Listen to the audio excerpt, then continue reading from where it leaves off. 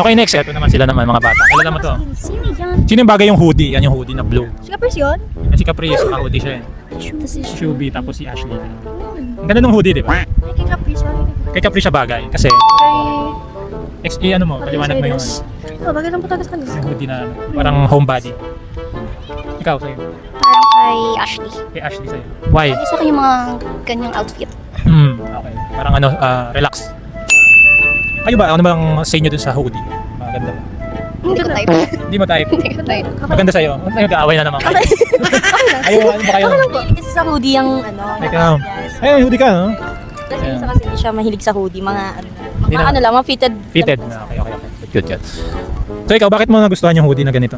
Kasi may gray ka na eh. Ano po? I think it's comfortable. It's comfortable, no? Parang pwede Bagay mo- din siya for school. School, yan. Yes. So kaya guys, mga estudyante dyan, sa Yellow Basket. Ano ba? Yellow Basket pala purpose. Na talaga lahat. Ano yung pilitan natin? Sayang naman. O sayang. Pero Nga, gusto mo bigyan kitang cup. Hindi, charot.